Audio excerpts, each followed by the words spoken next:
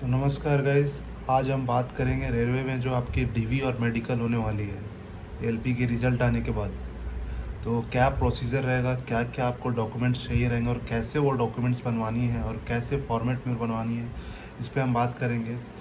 और आपको डीवी और ब्लॉक डेट ये सब क्या है और इस रिज़ल्ट के बाद आपको क्या क्या आपको करना है, हर एक चीज़ में आपको एक जिस्ट दूँगा। आप वैसे ही फॉलो करेंगे और वैसे ही अपना डीवी और मेडिकल कराएंगे। तो अभी आप लोगों का सबसे पहले रिजल्ट आया होगा। रिजल्ट में आपका रोल नंबर आपको दिख रहा होगा, हाँ मेरा रोल नंबर आया, और आपका डीवी एक शेड्यूल कर दिया जाएगा। और डीवी का डेट होगा, जिस दिन मेंशन होगा उस दिन आपको रिपोर्टिंग करना है। और एक ब्लॉक डेट भी होगा। अगर बाई चांस आप गलती से उस डीवी डेट को, जो पहला डीवी डेट दिया जाता है, वो पूरे ढेर सारे लड़कों का एक साथ लिख लेगा हर एक दिन, जैसे 60 लोगों का एक दिन पहला दिन रहा, तो वही 60 लोगों में से जितने भी लोग बच जाएंगे उनका ब्लॉक डेट कोई एक अलग डेट होगा। अमूमन ब्लॉक डेट 15 डेज़ के बाद ही आते हैं। तो 15 डेज़ के बाद भी आप वो ब्लॉक डेट पे जाके अपना डीवी और मेडिकल उसके बाद करा सकते हैं। तो पहला आपको डीवी में अगर छूटता है तो कोई इशू नहीं है।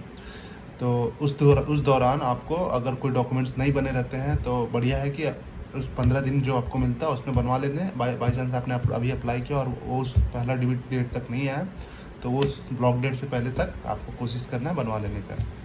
तो अभी हम बात करते हैं, जैसे आप लोगों ने अप्लाई करा है, तो करते टाइम जितने भी डॉक्यूमेंट्स दिए हैं आप लोग, ये डीवी में लगेगा क्या, मैं अब वो बात कर रहा हूँ। डीवी में क्या क्या डॉक्यूमेंट्स लगेंगे, तो पहले आप लोगों का, उससे पहले बात करता हूँ जो एडमिट कार्ड आएगा आप लोगों को। सबसे पहले एडमिट कार्ड आएगा डीवी का। जैसे आपका शेड्यूल हुआ, जैसे आपका रोल नंबर डीवी के लिए लिस्ट आया, डीवी में आपका रोल नंबर आ गया, अब आपको जो आपके ही एप्लीकेशन फॉर्म में एक एडमिट कार्ड डाउनलोड करने का ऑप्शन आ जाएगा। एडमिट कार्ड डाउनलोड करोगे तो उसमें बाकायदा आपको हर चीज़ मेंशन रहेगा कि आपको कितने बजे रिपोर्टिंग करना है, कितने तारीख को रिपोर्टिंग करना है। ऐसा नहीं है कि वो जो सारे बच्चों का एक ही दिन डीवी होगा, ये बहुत कम होगा। अगर जहाँ पे बच्चे बहुत कम होंगे वहीं पे हो सकता है ये चांस।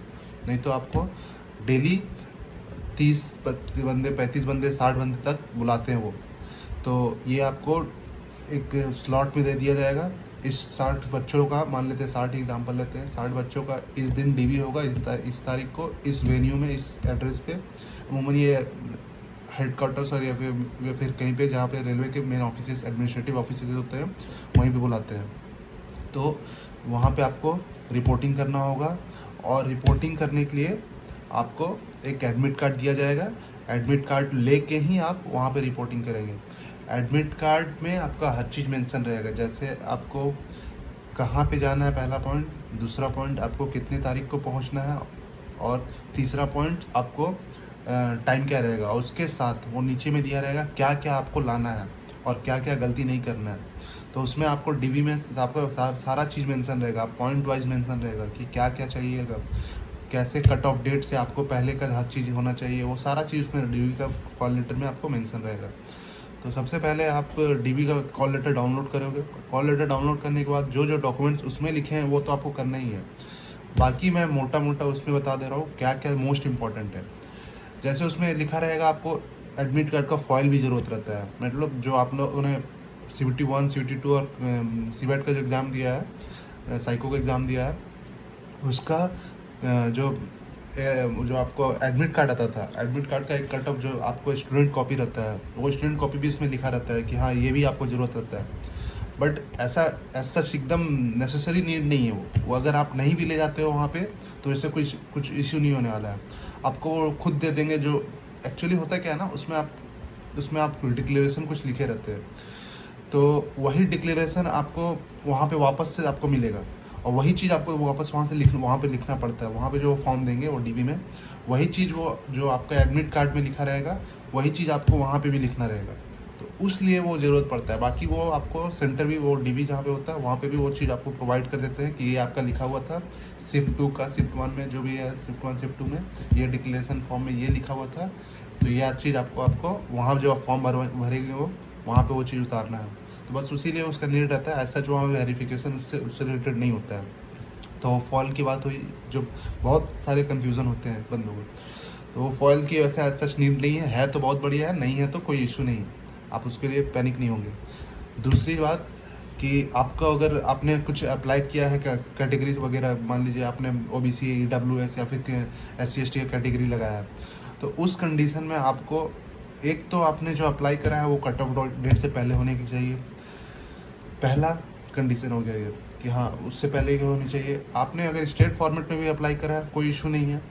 अगर स्टेट फॉर्मेट में अप्लाई करा है तो उसको आप सेंट्रल फॉर्मेट में पहले अप्लाई कर ले, एक चीज़। दूसरा, एक आप अगर सेंट्रल फॉर्मेट में नहीं भी कर रहे हो तो वही सेंट्रल फॉर्मेट के बजाय आप रेलवे के फॉर्मेट में ही कर लो। रेलवे का एनेक्सर दिया होगा, वो नोटिफिकेशन में ही दे दिया होंगे।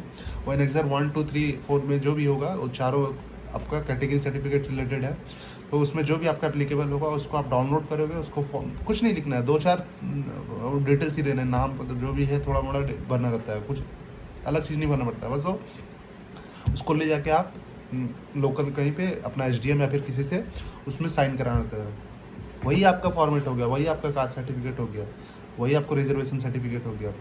आपको और कुछ एक्स्ट्रा नहीं करना है। आपको उसके साथ में एज ए उसको ऐड करना है, जो आपको स्टेट का दिया है या फिर सेंट्रल का जो भी आपने कास्ट सर्टिफिकेट दिया है उसको तो साथ में रखना ही है। वो मैंडेटरी है, वो उसको ऐसा छोड़, उसके अलावा सीधे सिर्फ रेलवे फॉरवर्ड में भी नहीं कर सकते आप। उसको आपको बैकिंग में रखना है। बैकिंग में उसके साथ आपको रेलवे फॉरवर्ड में बनाना है। जैसे बैकिंग में आप स्टेट का रख लिए कोई इशू नहीं है, आप बैकिंग में सेंट्रल का रखें कोई इशू नहीं है, लेकिन उसके साथ आपको रेलवे फॉरवर्ड में चाहिए। क्योंकि रेलवे फॉर्मेट बनाने से क्या होता है, वो आपका रिसेंट हो जाता है, तो रेलवे आपको अपना वाला तो मानता ही है, साथ में उसके लिए बैकिंग मांगता है, तो उसको आप रेलवे फॉर्मेट में बना ले, ये मैंडेटरी है। मतलब देखिए बहुत कम चांस होगा, कम केसेस होंगे जहाँ पे वो चीज़ मैंडेटरी नहीं रहा, लेकिन ये चीज़ आपको बोलेगा ही कि आप फिर से शायद बोल दे आपको कि जाइए आप रेलवे फॉर्मेट में बना के लाइए।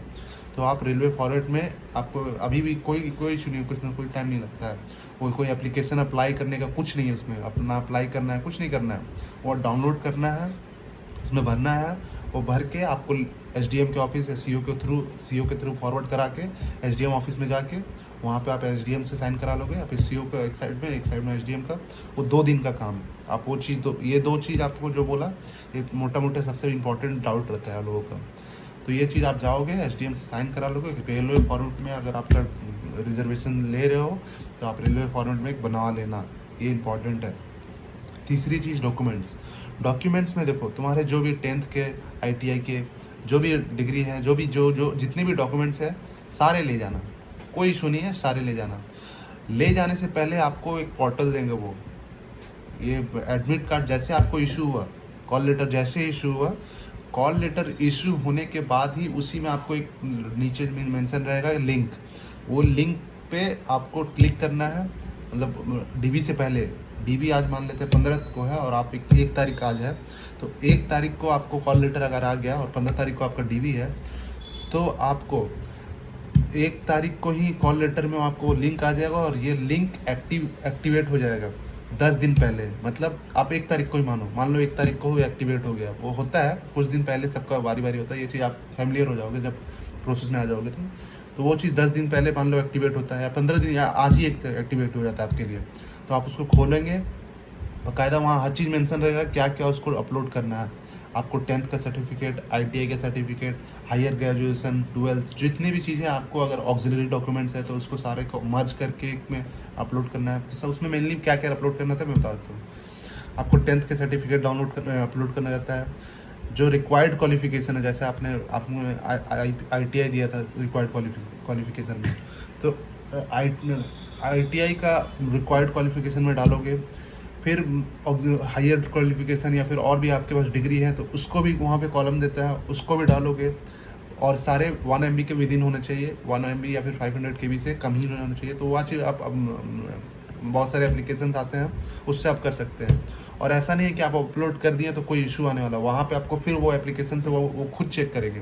अगर उसमें कुछ आपको एप्लीकेशन में ब्लर लगता है, गड़बड़ लगता है, तो फिर आपको बोलेंगे ये चीज़ देखो ये तुम्हारा है, फिर से इसको अपलोड करो। वहीं पे आप फिर अपलोड कर सकते हो। ऐसा कोई इशू नहीं है कि आप एक बार अपलोड कर दिए, हाँ सबमिट मत करना। सबमिट भी कर देते हो तो वहाँ पे एडिट कर लेते हैं, वो अपलोड कर देते हैं तुम्हारे लिए, कोई इशू नहीं होने वाला है। आप अपलोड कर दो, मोटा मोटा जो आपको समझ में आ रहा है। अगर कोई इशू गलती भी होता है तो वहाँ पे आप जाओगे जब 15 तारीख को, वहाँ पे मान लेते हैं जहाँ पे भी आपका पड़ेगा सेंटर, वहाँ पे आपको वो आराम से आपको कोई इशू नहीं होने देंगे। वो आपको एडिट कर देते हैं। मान लो कोई नया अपलोड करना था या कोई दूसरे फॉर्मेट पे अपलोड करना था या फिर उसको कुछ अलग वे में करना रहता है, तो वो चीज़ आपको वहाँ पे करा देंगे। वो कोई इशू नहीं हो रहा। तो आप 1 तारीख को सारे डॉक्यूमेंट्स रेलवे फॉर्मेट में, फिर आधार कार्ड, फिर आपका जो आइडेंटिटी प्रूफ, फिर आपका 10th का जितने एजुकेशनल क्वालिफिकेशन है, फिर उसके बाद ऑक्सिलरी डॉक्यूमेंट्स जो भी आप साइट कर रहे हो। जैसे मान ले आपके नेम में कोई एरर आया 10th का, या फिर किसी भी कहीं पे भी आपने या फिर जो फॉर्म फिलअप करा था उसमें कोई एरर हो गया गलती से,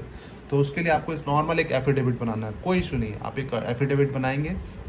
मान लो 10th का नेम अलग है और 10th के बोर्ड में आपका नेम अलग है और आपका कोई एक्चुअल नेम अलग है, तो या फिर आपने जो फॉर्म भरा है उसमें कोई गलती एरर हो गया है, मिस्टेक हो गया है, तो आपको एक एफिडेविट बना लेना है। आपको एक जाके एक कोर्ट से एक एफिडेविट बनवा लेना है। वो एफिडेविट को भी आपको अपलोड कर देंगे साथ में।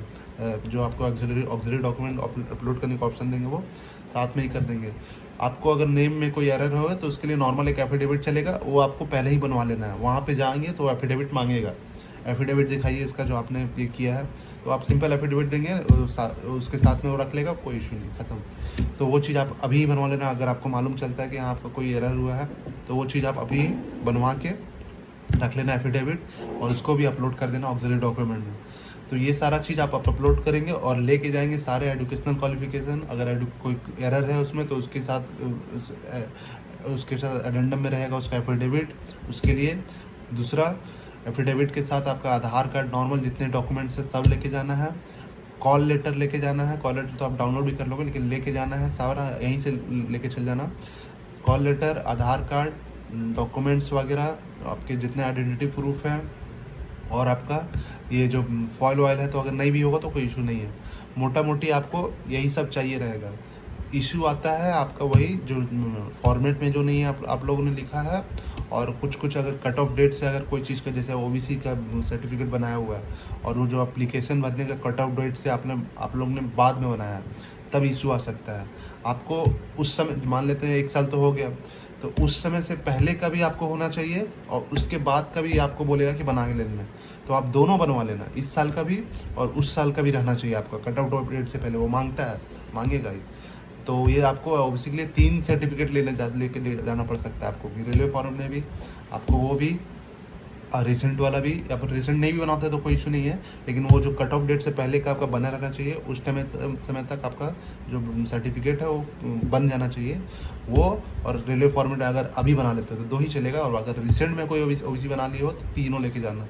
तो जितने भी हैं आपके डॉक्यूमेंट सारे लेके जाना। वहाँ पे आपको सारे दिखा देना, जो ज़रूरत होगा वो देखेंगे, नहीं ज़रूरत होता है नहीं देखते वो आप उनसे रख लो। जैसे आपने डिग्री अभी मेंशन नहीं करा है मान लेते हैं, और आप डिग्री सर्टिफिकेट वहाँ पे ले जा रहे हो, तो वो बोलेंगे इनसे कोई ज़रूरत नहीं है, आप अपना वापस रखो इसको।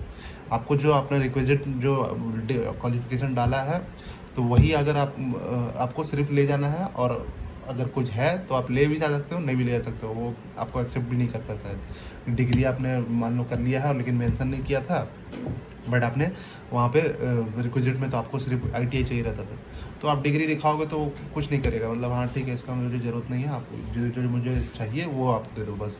तो ये सब डॉक्यूमेंट्स रहेगा। डॉक्यूमेंट्स होने के बाद, आपको DV होने के बाद नॉर्मल स्मूथ आपका होना चाहिए। डॉक्यूमेंट्स होते ही उसी दिन आपको अलॉट किया जाएगा कि जैसे 60 बच्चे थे तो 60 में 6 जगह लोकेशंस अगल बगल होंगे उनके रेलवे हॉस्पिटल्स, वहाँ पे वो अलॉट कर दिया जाएगा 10-10 करके। मान लेते हैं 60 लोग हैं तो 10-10 लोग यहाँ पे, 10 लोग इस हॉस्पिटल में जाओ, 10 लोग इस हॉस्पिटल में जाओ, 10 को अलग अलग हॉस्पिटल में अलॉट कर दिया जाएगा। जिनका लास्ट में DV होता है उनको अमूमन सामने हॉस्पिटल दिया जाता है, कोई लोकल वाले हॉस्पिटल दिया जाता है, और जिसका सबसे पहले DV हो जाता है उनको दूर में कहीं अलॉट किया जाता है, मतलब उस रीजन के कहीं दूर में, आपको शायद 300-400 किलोमीटर भी दूर भेज देते हैं मेडिकल के लिए। तो ये पहला दिन DV होगा, दूसरा दिन आपको मेडिकल के लिए भेज दिया जाएगा। उसी दिन आप निकल जाना, अगर हो जाए तो अगला दिन आपको मेडिकल के लिए पहुंचना होगा। मेडिकल में आपको क्या करेगा, आपको एक मेमो बना देगा। मेमो या तो आपको कुछ नहीं देगा, आपको एक बस कॉल लेटर रखना है अपने पास। एक ये कटता है 24 रुपये का, ये कटेगा आपको वो सारा कॉल लेटर में मेंशन रहेगा। 24 रुपये का एक आपको जो टिकट कैसे काटते हैं एकदम सेम वहाँ पे जाना, बोलना मेडिकल मेमो का टिकट काटना है, 24 रुपये है, जितना भी लेगा आप लोगों का वो ले देना, पैसे देना। पैसे देने के बाद एक वो और कॉल लेटर और एक मेमो आपको नहीं मिलेगा, मेमो आपको फॉरवर्ड हो जाता है। आपको बस हाथ में बैंड मिलेगा, एक हाथ में आपको बैंड बांध दिया जाएगा। वो बैंड को आपको अच्छे से रखना है, मतलब उसको ऐसे भी वो ख़राब नहीं होता जल्दी, लगता है वो कि वो ख़राब हो जाएगा बट वो ख़राब जल्दी होता नहीं है। तो उसको आप बैंड को अपने हाथ में ही बांध के रखेंगे जब तक आपका मेडिकल ना हो जाए, जब तक ना हो जाए। मान लेते हैं आप जाते हैं, बात करेंगे उसके बारे में। तो आप पहला आपको कॉल लेटर लेके जाना, दूसरा आपको वो आपको क्या बोलते हैं, मैं क्या बोल रहा था, वो जो स्लिप मैंने जो बोला काटने के लिए 24 रुपये का या जितना भी का आपका अप्लीकेबल होगा उतने रुपये का आप टिकट एक कटेगा, और मेडिकल मेमो का टिकट होता है वो कटेगा। और तीसरा आपको वो बैंड, वो 3 चीज़ लेके आपको सिंपल पहुंच जाना, कुछ भी और अलग नहीं ले जाना। डीवी से यहाँ से डीवी से यहाँ से आपको बस 2 ही चीज़ ले जाना है, एक लोकल स्टेशन पे जाके वो मेमो कटवाना है और एक हाथ में बैंड। ये 2 चीज़ डीवी से और एक जो आप कॉल लेटर लाए हैं वही लेके मेडिकल के लिए पहुंच जाना है। मेडिकल में क्या होगा, वहाँ पे अपना आपको शेड्यूल कर दिया जाएगा। जो 10 लोग आए हैं उनको मालूम रहता है कि ये 10 लोग आए हैं मेडिकल के लिए, तो आपको आएंगे और सीरियली जो मेडिकल का प्रोसेस, जो जितने भी चेक्स होते हैं उससे पहले वो क्या करेंगे, आपसे ढेर सारे फॉर्म्स फिलअप करवाएंगे। दुनिया भर का फॉर्म फिलअप होगा वहाँ पे भी फिर से आपको डॉक्यूमेंट्स चेक होगा कि यही बंदा आया है कि नहीं है। डॉक्यूमेंट मतलब नॉर्मल चेक होता है कि ये दिखाओ, वो दिखाओ, हाँ ये भी है, हाँ तुम ही हो, ठीक है। फिर तुम्हारा वो सारा डिटेल्स मेंशन करेंगे। वो डिटेल्स होने के बाद वो हाथ में आपको जो बैंड होगा वो आपको अभी भी रखना है। आपका मेडिकल जब तक वो डॉक्टर आपको बोले नहीं कि हाँ आप जाओ, आपको जब तक बोले नहीं तब तक वो हाथ में रखना है आपको। ऐसा नहीं करना है कि उसको आप पहला दिन सिर्फ पहुंच गए तो रिपोर्टिंग के टाइम हटा दिए, नहीं। आपको जब तक वो डॉक्टर आपको बोले नहीं कि हाँ आप तुम जा सकते हो, तब तक वो आपको रखना है। तो ये सारा चीज़ रहेगा आपका मेडिकल में। मेडिकल नॉर्मल जो प्रोसेस होगा आपका ALP का थोड़ा मेडिकल A1 में रहता है, तो सब चीज़ तो आप जानते ही होंगे, मुझे उसमें ज़्यादा एक्सप्लेन करने की ज़रूरत नहीं है। अगर बोलोगे तो उसको भी बता दूंगा क्या क्या प्रोसीजर, क्या क्या उसमें भी क्या क्या रहते हैं, जैसे किस चीज़ को आपको फॉलो करना है, मतलब सुबह उठ के मतलब खाना है नहीं खाना, तो उसका चीज़ अलग, एक अलग मेडिकल का अलग चीज़ होगा। तो अब ये DV का प्रोसेस है। मेडिकल हो जाने के बाद आपको कुछ नहीं करना है, कुछ भी नहीं, आपको शायद स्लिप भी नहीं देंगे, कुछ नहीं देंगे। आपका जैसे हो गया, डॉक्टर बोलेगा आप जाइए, आपको वो बैंड, वो 24 रुपये का वो जो रहता है बस वो रख लेंगे, वो बैंड और ये क्या नाम है कॉल लेटर सब आपके पास ही रहेगा। आप जाइए, वहाँ से हो गया तो वो बोल दिए कि हाँ तुम लोग चल जाओ, तो तुम लोग चल जाओ बस, और कुछ नहीं, कोई मेमो कुछ नहीं। हाँ जितना साइन था वगैरह था वो सब ले लेंगे तुमसे, बाकी तुम्हें बोलेंगे जाओ, कोई स्लिप कुछ नहीं देते हो। वो हो जाने के बाद आपका DV मेडिकल कंप्लीट। अब वेट करो आप फिर। चलिए, बाय बाय।